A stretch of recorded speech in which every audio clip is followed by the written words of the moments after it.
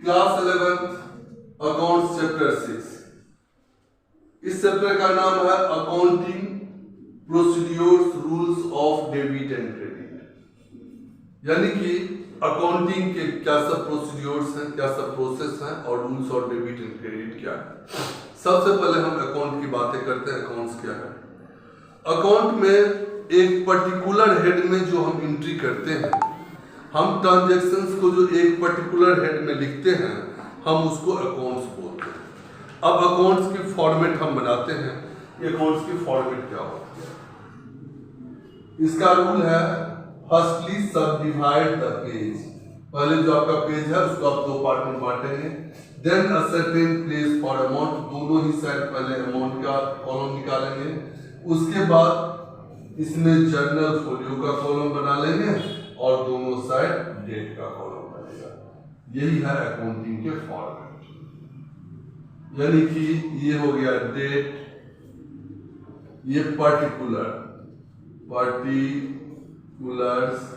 ये है जेएफ यानी जर्नल फोलियो, और अमाउंट में रुपीस का आप साइन बनाएंगे।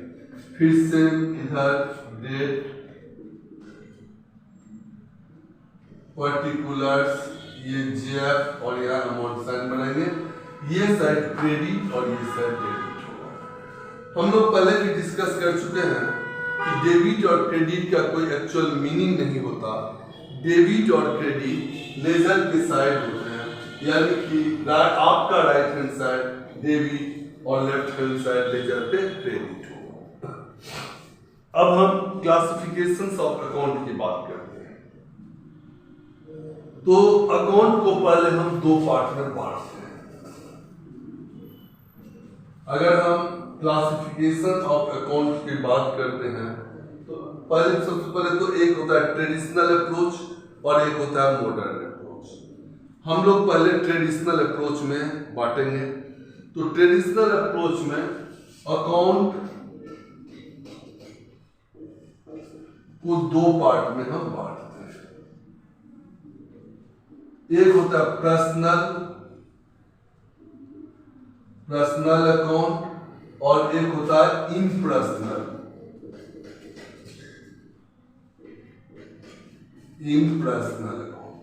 पर्सनल अकाउंट वो अकाउंट है, इसको डिफाइन करते हैं accounts which relates to a person, यानी एक पर्सन से जुड़ा हुआ जो अकाउंट है उसको पर्सनल अकाउंट बोलते हैं। और account which not relates to person, जिसका किसी पर्सन से लेना देना नहीं है, वो इम्पर्सनल होता है। इम्पर्सनल अकाउंट दो तरह के होते हैं। एक होता है रियल और एक होता है नॉमिनल। और ये जो पर्सनल अकाउंट में पर्सन्स को हम तीन पार्ट में बांटते हैं।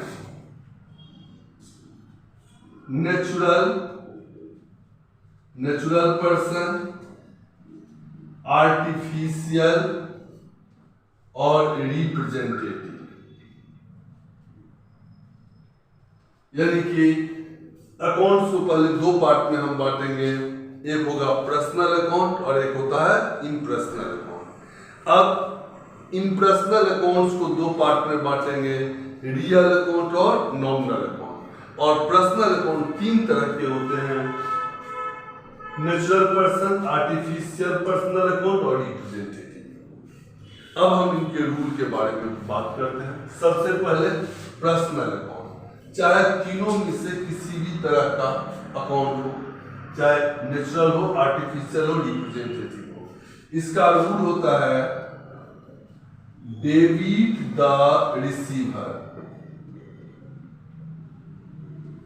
और क्रेडिट द गिवर। यानी कि पर्सनल अकाउंट का रूल हो गया debit the receiver, credit the giver. अब हम बात करते हैं रियल अकाउंट में। हमें रूल होगा डेबिट व्हाट कम्स इन और क्रेडिट व्हाट गोज आउट। तो पर्सनल अकाउंट का क्या रूल हो गया? Debit the receiver, credit the giver. Real account का रूल क्या है? Debit what comes in, credit what goes out. Real account क्या होता है? All the assets except to debtor, debtor को छोड़ के सारा एसेट्स। पर्सनल अकाउंट क्या हो गया? Account which relates to a person. अब चलते हैं नॉमिनल अकाउंट। नाम से ही लगता है जो नाम मात्र का अकाउंट हो, यानी कि जिसके एग्जिस्टेंस न हो। ये प्रॉफिट, लॉस, इनकम और एक्सपेंडिचर का अकाउंट होता है। इसका अर्थ होता है debit all expenses and losses और credit all income and gain. अब तीनों रूल को हम एक बार दोबारा पढ़ते हैं। सबसे पहले अकाउंट्स को दो पार्ट में हमने बांटा, पर्सनल और इम्पर्सनल। इम्पर्सनल अकाउंट को दो पार्ट में बांटा, रियल और नॉमिनल। पर्सनल अकाउंट का रूल हो गया debit the receiver, credit the giver. Real का रूल हो गया debit what comes in, credit what goes out. और नॉमिनल का रूल हो गया debit all expenses and losses और credit all income and gain. अब हम कुछ आपसे पूछेंगे कि ये कौन सा अकाउंट है, पर्सनल है, रियल है या नॉमिनल है। तो सबसे पहले हम कैश कौन से अकाउंट होगी? तो कैश आपका रियल अकाउंट। कैश क्या होगी? Real account. क्यों? क्योंकि वो एसेट्स है। अगला है सेल्स कौन सा अकाउंट होगा? क्योंकि नॉमिनल अकाउंट्स होगा। अगला है कैपिटल कौन सा अकाउंट होगा?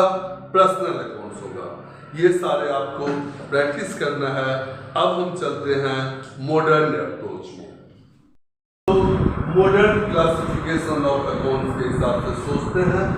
इसमें बेसिकली हमने 5 हेड्स बनाए, assets, liabilities, capital, revenue and expense. दोबारा, assets, liabilities, capital, revenue and expense. यहाँ पर आपको ना सबकी नेचर याद होनी चाहिए। जैसे एसेट्स की नेचर है डेबिट, लायबिलिटीज की नेचर है क्रेडिट, कैपिटल की नेचर है क्रेडिट, रेवेन्यू की नेचर है क्रेडिट और एक्सपेंस की नेचर है डेबिट। मैं आपको एक बात बताता हूँ, सेम नेचर में बढ़ती है और अपोजिट नेचर में घटती है। यानी कि एसेट्स को अगर बढ़ाना है तो हम डेबिट करेंगे और घटाना है तो क्रेडिट करेंगे। लायबिलिटीज को अगर बढ़ाना है तो क्रेडिट करेंगे, घटाना है तो डेबिट करेंगे। कैपिटल को बढ़ाने के लिए क्रेडिट करेंगे, कम करने के लिए डेबिट करेंगे। रेवेन्यू बढ़ाने के लिए क्रेडिट, कम करने के लिए डेबिट। एक्सपेंस बढ़ाने के लिए डेबिट और कम करने के लिए क्रेडिट। अब इसी से आप मॉडर्न अप्रोच के रूल बना सकते हैं। जैसे डेबिट इंक्रीज एसेट्स और क्रेडिट डिक्रीज एसेट्स। लायबिलिटीज यानी कि एसेट्स को बढ़ाने के लिए डेबिट और घटाने के लिए क्रेडिट। दूसरा, लायबिलिटीज इंक्रीज क्रेडिटेड और डिक्रीज डेबिटेड, यानी लायबिलिटीज को बढ़ाने के लिए क्रेडिट करना होगा, घटाने के लिए डेबिट करना होगा। Capital increase credit, decrease debit. अब revenue increase credit, decrease debit. Expense increase debit, decrease credit. यही मॉडर्न अकाउंट्स का रूल बनेगा। अब मैं कुछ हेड्स आपसे पूछूंगा कि जैसे बिल्डिंग क्या है? एसेट्स है। अगर मैं पूछूं कि बिल्डिंग को बढ़ाना है तो आप क्या बोलोगे? कि बिल्डिंग, एसेट्स और डेबिट। अगर मैं बोलूंगा क्रेडिटर को कम करना है तो आप बोलोगे क्रेडिटर, लायबिलिटीज, और क्रेडिटर को कम करना है तो डेबिट, क्योंकि क्रेडिटर का नेचर क्या है? Credit, liabilities. इस तरह से आप सारे हेड्स को देखेंगे।